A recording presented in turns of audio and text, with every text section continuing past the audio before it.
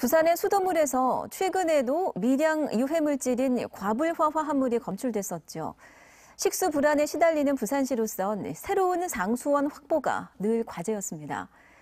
현 정부 들어서 환경부가 낙동강 물 문제 해결에 적극 나서면서 지난해 시작된 관련 용역 결과가 이르면 이달 말쯤 공개될 예정인데요.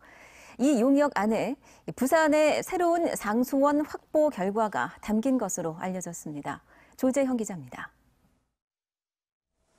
지난 2분기 덕산과 화명정수장 원수와 정수 모두에서 미량의 과불화 화합물이 검출됐습니다. 발암물질로 분류된 과불화 화합물이 부산의 수돗물에서 검출된 건 이미 올해로, 현재 부산시의 고도정수 처리 과정으로도 이 과불화 화합물은 걸러지지 않고 있습니다.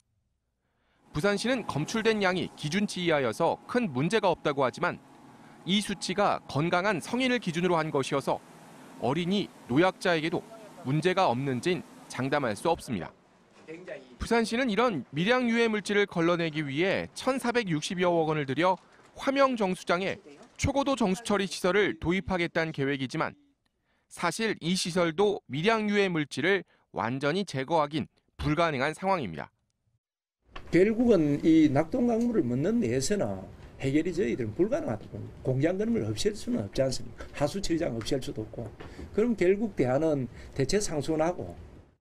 결국 부산의 물 문제는 대체 상수원을 확보할 수 있느냐가 핵심으로 부산시는 합천댐 하류 환강물을 확보하기 위해 경남도 환경부와 논의를 진행했고 환경부 관련 용역에 이 내용이 담긴 걸로 전해지고 있습니다. 문제는 경남 지역민들의 반발인데 환경부는 확보된 물의 절반 정도를 동부 경남 지역에 공급하는 식으로 공존 방안을 마련한 걸로 보입니다. 동부 경남은 저희들과 똑같이 낙동강 표류수를 취소했는데 이번에 경남이 48만 톤이 되면은 경남의 모든 이제 도민들은 표류수를 먹지 않는 어떤 청정상수를 먹게 되는 거죠. 그래서 경남으로서는 오히려 더 큰 혜택이. 환경부 용역 결과 발표는 이르면 이달 말로 예정돼 있습니다. 여기에 상류 낙동강 수질 개선을 위한 방안도 담길 걸로 전해지면서 30년 수건인 부산 물 문제 해결의 단초를 마련할 수 있을지 관심이 모아지고 있습니다.